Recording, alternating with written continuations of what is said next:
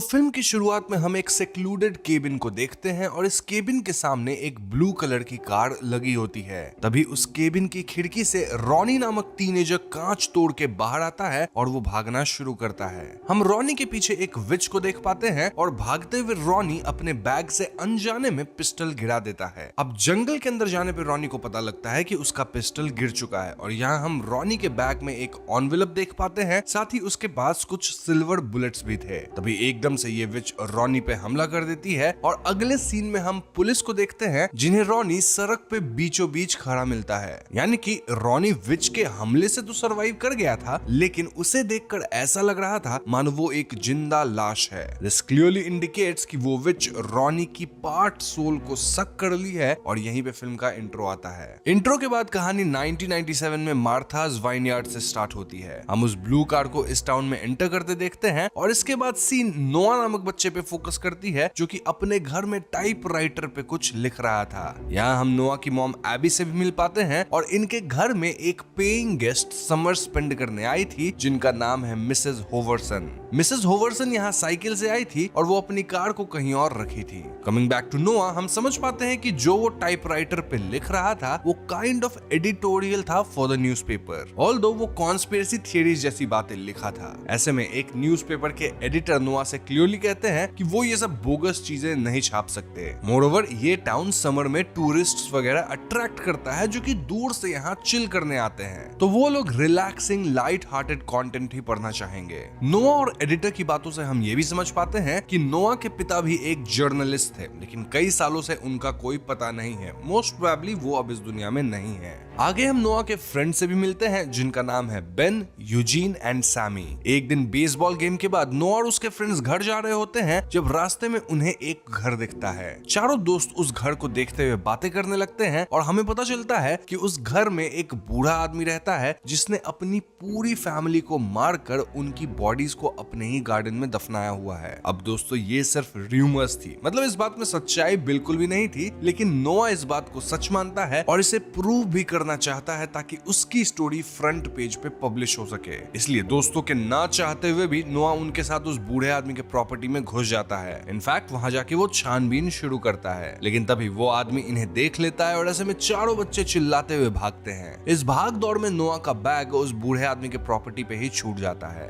खैर उस रात नोआ का बेस्ट फ्रेंड बेन उसके घर उससे मिलने आता है और इनकी बातों से हम समझ पाते हैं कि बेन अपनी गर्लफ्रेंड एली के साथ आज रात जंपिंग ब्रिज के पास स्विम करने जा रहा था। यहाँ बेन नोआ को एक बेसबॉल कैप गिफ्ट करता है, साथ ही बेसबॉल गेम की टिकट भी देता है। तो आगे हम बेन और एली को स्विमिंग करते देखते हैं कि तभी वहाँ वो पहले सीन वाली विच आ जाती है और वो बेन को पानी के अंदर खींच लेती है। अब एली तो तैर के भाग निकलती है, लेकिन बेन नहीं बच पाता, यानी कि विच बेन के सोल को काइंड ऑफ सक कर लेती है। तो अगले दिन जब नोआ बेन के घर जाता है तो वहाँ उसे पुलिस दिखती है और पता करने पे नोआ पाता है कि बेन वैसे तो पिछली रात सही सलामत घर वापस आ गया था, लेकिन अब वो भी जिंदा लाश की तरह है। मतलब बेन ना कुछ ढंग से बोलता है ना किसी की बात सुनता है, जस्ट लाइक रॉनी। ये सब देखकर नोआ एली से मिलने जाता है और एली नोआ को पिछली रात की सारी बात बताती है, जिसे सुन नोआ वाज सरप्राइज्ड। नोआ तुरंत जंपिंग ब्रिज वाली लोकेशन पे जाता है और वहाँ उसे एक ब्लैक कलर का कपड़ा मिलता है। इस जगह पे नोआ को मिसेस होवर्सन दिखती हैं, जो कि नोआ को देखकर वेव करती हैं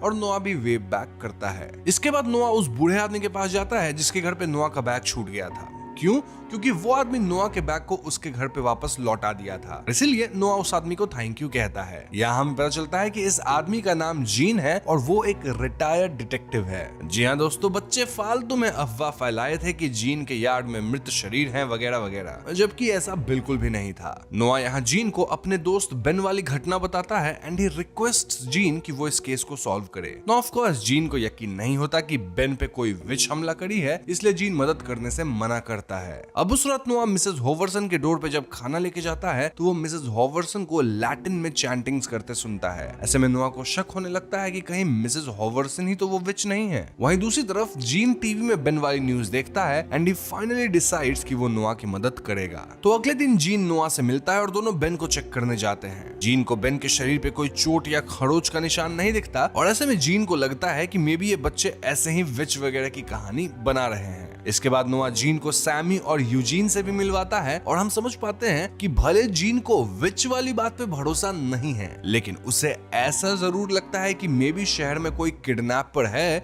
जो बच्चों को उठा रहा है। यहाँ जीन की अपने बच्चे को लेके भी एक ट्रैजिक बैक स्टोरी है जो कि आपको आगे वीडियो में पता चल ही जाएगी। खैर यहाँ से सीन शिफ्ट होकर फ्रैंक नामक बंदे पे फोकस करती है जो कि कैंपिंग आया हुआ था। वहाँ एक खूबसूरत लड़की फ्रैंक को अपनी ओर अट्रैक्ट करके वुड्स में ल्योर करती है और हम समझ पाते हैं कि वो खूबसूरत लड़की और कोई नहीं बल्कि विच है और फ्रैंक उसका अगला शिकार है। वैसे इस जंगल में कई जगह माइंस भी लगी हुई थी और जब ये विच फ्रैंक के सोल को लेती है तो वहाँ हम एक माइन भी ब्लास्ट होते देखते हैं। तो अगले दिन न्यूज में फ्रैंक की स्टोरी चल रही थी जहाँ फ्रैंक भी बेन की तरह नंब हो चुका था। ये देखने के बाद नोआ और जीन उस जगह पे जाते हैं जहाँ कल रात ब्लास्ट हुआ था। वहाँ एक बहुत बड़ा गड्ढा बन चुका था और नोआ को वहाँ फिर से एक ब्लैक पीस ऑफ क्लॉथ मिलता है। इतना ही नहीं, नोआ को वहाँ एक टूटी हुई ब्रूम भी दिखाई देती है और ये सब देखकर नोआ और जीन दोनों कन्विंस हो जाते हैं कि इट्स क्वाइट पॉसिबल कि ये काम किसी विच का ही है। इसके बाद नोआ, उसके दोस्त और जीन मिल के विच को पकड़ने का प्लान बनाते हैं। यहाँ जीन सबको बताता है कि ट्रेडिशनली विचेस यंग रहने के लिए बच्चों को खाया करती थी। इसके अलावा वो हमेशा ब्लैक क्लोथ्स पहनती थी और ब्रूम्स पे उड़ती थी। बट ये विच बच्चों को खाने की जगह सिर्फ उनके सोल को खाती है, इसीलिए ये बच्चे जिंदा लाश की तरह बन जाते हैं। सो इट्स पॉसिबल कि ये सोल सकिंग वाली जो टेक्निक है ना, ये विच का कोई नया टेक्निक इजाद किया हुआ है और इसका पहला शिकार हुआ था रॉनी। क्योंकि बच्चों को अगर आप बार बार गायब करेंगे तो आप नोटिस हो जाएंगे, लेकिन अगर बच्चे सिर्फ नंब हो जाए तो पेरेंट्स को लगेगा कि बच्चे के अंदर ही कोई बीमारी है।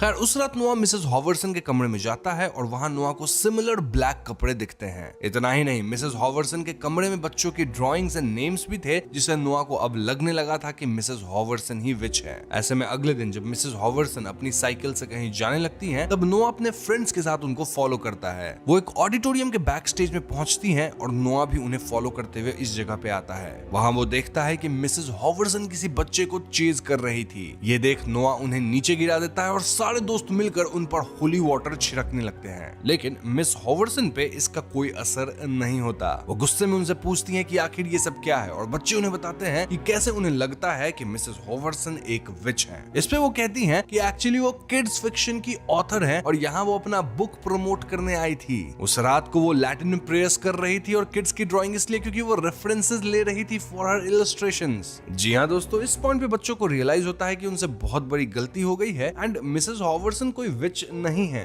फिर क्या था, मिसेस हॉवर्सन गुस्से में पीजी छोड़ देती हैं, जिससे नोआ की मॉम उस पर बहुत गुस्सा करती है। नोआ भी अपसेट होकर जीन के घर जाता है और यहाँ इनकी बातों से हम जीन का ट्रैजिक पास्ट जान पाते हैं। तो आज से कई साल पहले जब जीन का बच्चा सिर्फ 5 साल का था, तब जीन उसे लेकर एक ट्रिप पे गया था। रास्ते में जीन की गाड़ी का टायर फट गया और जब वो टायर को चेंज कर रहा था तो एक आदमी बाइक से आया और उसके बच्चे को किडनैप करके ले गया। इस बात को 30 साल से ऊपर हो चुके हैं और जीन को उसका बच्चा आज तक नहीं मिल पाया। इनफैक्ट इस घटना के कारण जीन की पत्नी भी उससे दूर चली गई। शायद यही वजह है कि आज जीन इन बच्चों की मदद कर रहा है, क्योंकि कहीं न कहीं वो अपने बच्चे को मिस करता है। खैर तो उसके बाद जीन नोआ को अपना रिसर्च बोर्ड दिखाता है और उसे बताता है कि उसने नोटिस किया है कि यहाँ कई सालों से बच्चे गायब हो रहे हैं। वो दोनों सोचते हैं कि उन्हें इस विच को ट्रैक करना होगा, बट उससे पहले उन्हें टाउन के लोगों को आगाह करना होगा। और ऐसे में नोआ और जीन उसी एडिटर से मदद मांगने जाते हैं। उनका प्लान था कि अगर न्यूज़पेपर में एक नोटिस पब्लिश की जाए तो लोग अवेयर हो जाएंगे।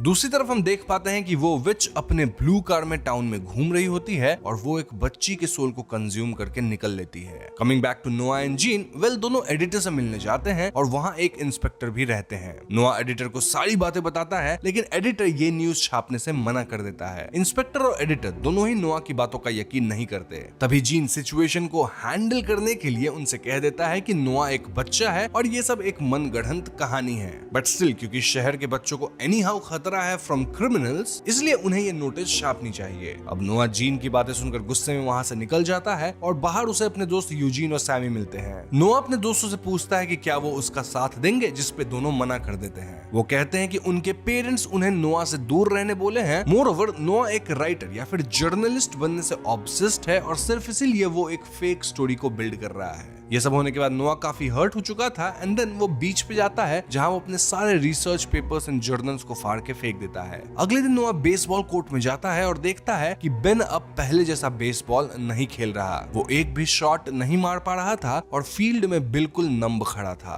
अब उस शाम जब यूजीन अपने घर लौट रहा होता है तो विच अपने ब्लू कार में उसे फॉलो करती है। यूजीन डर के वहां से भागता है और कुछ टाइम बाद नोआ को यूजीन की साइकिल गिरी दिखती है। उसे शक होता है कि शायद यूजीन को भी विच उठा ले गई है। नोआ फौरन फुटप्रिंट्स को फॉलो करके जंगल में जाता है जहां यूजीन उसे डरे हुए हालत में लेकिन सही सलामत मिलता है। तभी इन दोनों के सामने ब्लैक हुड पहने एक विच आती है और वो नोआ को कन्फ्रंट करती है सेइंग कि वो विच के काम में बहुत ज्यादा टांग अड़ाने लग गया है। दोनों बच्चे डर के वहां से भाग जाते हैं और रोड तक पहुंचते ही यूजीन नोआ को गिरा देता है और कहता है कि ये सब उसकी वजह से ही हो रहा है। यूजीन नोआ को छोड़कर वहां से चला जाता है और यहाँ नोआ एक स्ट्रेंज चीज नोटिस करता है। मतलब ये छोटी सी ही बात थी बट स्टिल उसके जूतों में रेड एल्गी चिपका हुआ था जो कि उस एरिया में पाया जाता होगा जहां ये लोग अभी विच से बच के आए हैं। खैर नोआ घर जाने लगता है और विच एक बार फिर उसका पीछा करने लगती है। ऐसे में नोआ भागकर जीन के घर जाता है और उसे सब कुछ बताता है। यहाँ जीन नोआ से रेस्टोरेंट वाली बात के लिए सॉरी कहता है। इनफैक्ट वो नोआ को अपनी पूरी रिसर्च दिखाता है। जीन बताता है कि उसे एक बच्चे को पता चला है जो मिसिंग था बट फिर वो वापस मिल गया। उसकी हालत भी बिल्कुल बेन जैसी ही थी। यहाँ हम देख पाते हैं कि ये लड़का और कोई नहीं बल्कि रॉनी था जिसे हमने मूवी के स्टार्ट में देखा था। जीन कहता है कि वो रॉनी से मिलने उसके घर जाएगा जो कि दूसरे टाउन में है। इसके बाद नोआ जो अपने घर आता है तो उसकी माँ उसके पापा की कुछ चीजें उसे दिखाती है। वो नोआ को दिलासा देती है कि नोआ भी अपने पापा की तरह एक बहुत ही अच्छा जर्नलिस्ट बनेगा और यहाँ हम दोनों को एक इमोशनल मोमेंट शेयर करते हुए देखते हैं। इस सीन में ये भी क्लैरिफाई हो जाता है कि नोआ के पिता कहीं बाहर ड्यूटी करते वक्त अपनी जान गंवाए थे। खैर उस रात विच जीन पे अटैक करती है। जीन के घर की टीवी अचानक से खुल जाती है और वहाँ एक वीडियो चलने लगता है जिसमें जीन का बेटा उससे कहता है कि आखिर जीन ने उसकी जान क्यों नहीं बचाई।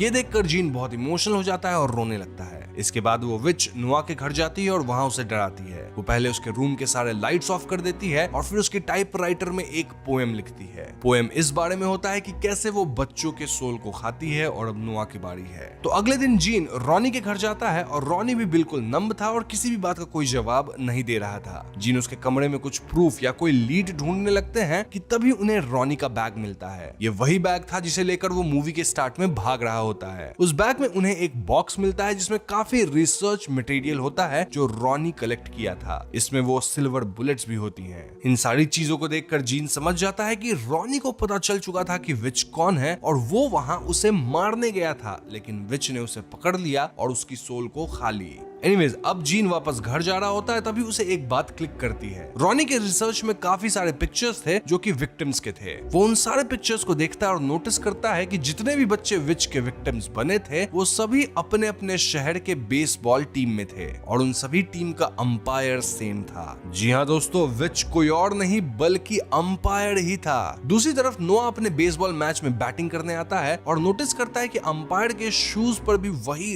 रेड एल्गी चिपका हुआ था जो कि उसके शूज पे था। इसके बाद वो अंपायर के हाथ में बर्न मार्क्स भी देखता है। दिस क्लियरली प्रूव्स कि ये बर्न उस दिन माइंड ब्लास्ट से हुआ होगा और एल्गी उस एरिया में जाने से अंपायर को लगा, यानी कि ये विच अंपायर का रूप लेके बच्चों के पास रहती है और फिर उन्हें अपना शिकार बना लेती है। तो गेम के बाद नोआ यूजीन और सैमी को अंपायर के घर चलने के लिए मनाता है और ये तीनों वहां पहुंचते हैं। वहां उन्हें कई बच्चों की बिलोंगिंग्स मिलती है जैसे कि उनके आईडी कार्ड्स, बैग्स वगैरह वगैरह, और सैमी ये सब रिकॉर्ड कर रही होती है। तभी वहां अंपायर आ जाता है और उन पे अटैक कर देता है जिससे सभी बेहोश हो जाते हैं। जब इन बच्चों की आंखें खुलती है तो वो रियलाइज करते हैं कि अंपायर ने उन्हें बांध दिया है। तभी अंपायर वहां आ जाता है और उनसे कहता है कि वो उन्हें मारना नहीं चाहता था। वो यानी विच बच्चों को खाने से बोर हो गई थी और तभी वो ये न्यू मेथड ढूंढी, लेकिन क्योंकि ये तीनों अपनी चॉइस से यहाँ आए हैं तो अब वो उनका सूप बना के पिएगी। यहाँ अंपायर अपने विच फॉर्म में आती है और नोआ को घसीट कर वहां से ले जाने लगती है। यूजीन और सैमी खुद को वहां रखे एक लाइटर की हेल्प से छुड़ा लेते हैं और नोआ को बचाने के लिए जाते हैं। हम देखते हैं कि इस लाइटर की वजह से चारों तरफ आग लगने लगती है जिससे ये विच डिस्ट्रैक्ट होती है। बच्चे भी विच से लड़ने लग गए थे। स्टिल ये विच बच्चों पे भारी पड़ती है, लेकिन इससे पहले विच बच्चों को मारती जीन यहाँ पहुंच के विच पे गोली चलाता है। वो विच को एक सिल्वर बुलेट से शूट करता है, वही बुलेट्स जो उसे रॉनी के पास मिले थे। अब देखा जाए तो ये बुलेट एक्चुअली में विच को अफेक्ट करते हैं। इनफैक्ट हम देखते हैं कि उसकी बॉडी से एक ग्लोइंग थ्रेड थ्रेड जैसा कुछ निकलता है जिसे वो वापस अपने अंदर कंज्यूम कर लेती है। ये देखकर जीन समझ जाता है कि ये ग्लोइंग थ्रेड और कुछ नहीं बल्कि उन बच्चों की सोल्स है जिनके सोल्स को विच ने कंज्यूम किया था।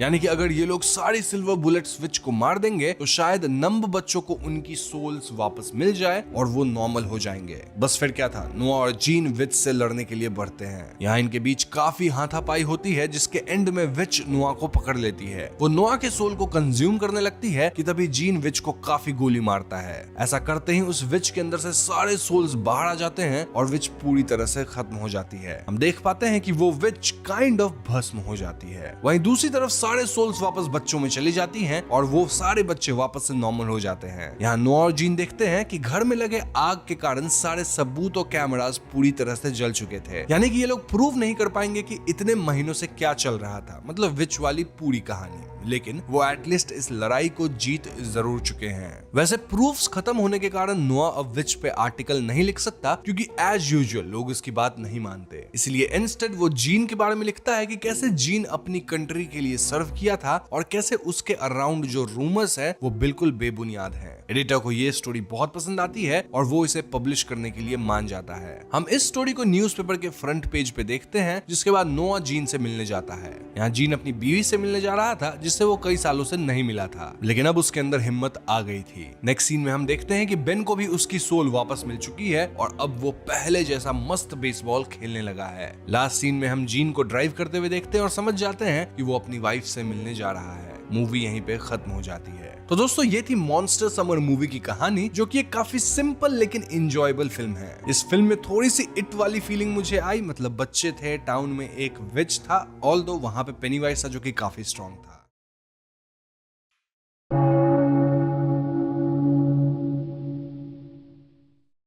तो दोस्तों द मॉन्स्टर फिल्म में हमें काफ़ी सारे फ्लैशबैक्स देखने को मिलते हैं जो थोड़ा कंफ्यूजिंग हो सकता है। सो एक्सप्लेनेशन को सिंपल बनाने के लिए मैं आपको इन फ्लैशबैक्स का समरी बता दूंगा, जिसके बाद हम मूवी के मेन प्लॉट पे फोकस कर पाएंगे। मूवी में हमें केथी नाम के एक औरत से इंट्रोड्यूस किया जाता है जिसकी लिजी नाम की एक 10 साल की बेटी थी। केथी अब अपने हस्बैंड से अलग रहती थी और केथी का अपनी बेटी के साथ रिलेशनशिप ठीक नहीं था। इतना ही नहीं, केथी लिजी के प्रति अब्यूजिव थी और वो काफी ड्रिंक भी करती थी। ऐसे में छोटी लिजी केथी का देखभाल करती थी। जी हाँ, जैसे कि जब केथी को लिजी को लेकर उसके फादर के घर पर छोड़ना था तो केथी टाइम से नहीं उठती, इवन दो लिजी उसे जगाने की कोशिश करती है। इन्हीं सब रीजंस के कारण लिजी अपनी मॉम को पसंद नहीं करती थी और फ्लैशबैक्स में हमें यह भी पता चलता है कि पास्ट में लिजी के फादर केथी से ही परेशान होकर दोनों को छोड़ गए थे। और तो और केथी और लिजी के रिलेशनशिप्स इतने बिगड़ गए थे कि एक सीन में लिजी नाइफ लेकर एक सोती हुई केथी के पास आती है, एज इफ लिजी अपनी मॉम केथी को मार देना चाहती थी। इस ब्रीफिंग से आप लिजी और केथी के रिलेशनशिप डायनामिक्स को ठीक ढंग से समझ पाए होंगे। नाउ प्रेजेंट में जब केथी लिजी को उसके फादर के पास ले जाने वाली थी तो हम व्यूअर्स समझ पाते हैं कि लिजी अब अपने फादर के साथ रहना चाहती थी, बट क्योंकि केथी लेट उठती है तो उन्हें उनका ट्रिप रात में कंटिन्यू करना पड़ता है। रात को रास्ते में केथी के कार का टायर पंचर हो जाता है, जिससे केथी कार पर अपना कंट्रोल खो देती है। तभी एक खून से लथपथ वुल्फ उनके सामने आता है, जिससे केथी का कार टकरा जाता है और इस एक्सीडेंट में केथी इंजर्ड हो जाती है।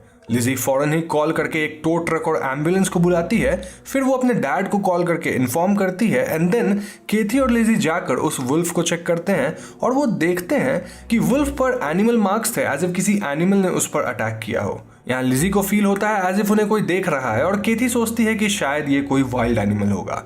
वो जाकर कार के अंदर वेट करते हैं। कुछ देर बाद एक टो ट्रक आता है जिसके ड्राइवर का नाम जेसे था और वो कार को चेक करता है। अब जेसे को कार को टो करके ले जाने के लिए एक हुक चाहिए था, पर क्योंकि हुक टूट गया था तो जेसे को एक दूसरा हुक लगाना पड़ता है, जिसमें थोड़ा ज्यादा टाइम लगता है। केथी और लिजी अपना सामान जेसे के ट्रक में रख देते हैं, जिसमें केथी का फोन भी होता है। इसी बीच लिजी देखती है कि वुल्फ की बॉडी गायब हो गई है और ये जानकर वो डर जाती है। लिजी केथी को ये बताती है और केथी को लगता है कि मे बी वुल्फ जिंदा था। कार में वापस आने के बाद केथी देखती है कि उसका फोन वहां नहीं था और वो लिजी को जबरदस्ती जेसे के ट्रक से फोन लाने के लिए भेजती है। यहाँ लिजी बहुत डरी हुई थी और उसे महसूस होता है एज इफ कोई उन पे नजर रख रहा है। उसे वुल्फ की बॉडी सड़क के किनारे दिखती है, जिसे देखकर लगता है कि उसे किसी एनिमल ने खाया है और हम व्यूअर्स यहाँ लिजी के पीछे एक मॉन्स्टर की आकृति को देख पाते हैं। लिजी फोन लेकर कार के अंदर जाती है और केथी को सारी बात बताती है। इसी बीच जैसे गायब हो जाता है और केथी चेक करने के लिए कार से बाहर निकलती है। तभी अचानक से एक ह्यूमन आर्म आकर उनके कार के ऊपर गिरता है, जिससे केथी और लिजी डर के अपने कार के अंदर बैठ जाते हैं। वो दोनों एक घायल जेसे को देखते हैं जो मुश्किल से रेंगते हुए मदद मांगने आता है और वो दोनों जेसे को ट्रक के अंदर जाने के लिए कहते हैं, क्योंकि अब वो रोड पर उस क्रीचर को देख पा रहे थे। लेकिन दोस्तों जेसे की हालत इतनी बुरी थी कि वो कुछ नहीं कर पाता और वो क्रीचर उसे बुरी तरह मार देता है। ये सब देखकर लिजी डर जाती है और केथी उसे हिम्मत देने की कोशिश करती है। अब वो क्रीचर उनके कार के बाहर घूम रहा था और जब उसे लिजी के टेडी बियर की आवाज आती है तो वो अचानक से केथी को कार से बाहर खींच लेता है। वो क्रीचर केथी को बुरी तरह घायल कर देता है और उसे मारने ही वाला होता है, पर तभी वहां एम्बुलेंस आ जाता है। एम्बुलेंस के लाइट से वो मॉन्स्टर वहां से चला जाता है और एम्बुलेंस में आए हेल्थ वर्कर्स केथी की मरहम पट्टी करते हैं। एक हेल्थ वर्कर जेसी को ढूंढने जाता है और केथी दूसरे वर्कर को वहां से जाने के लिए कहती है।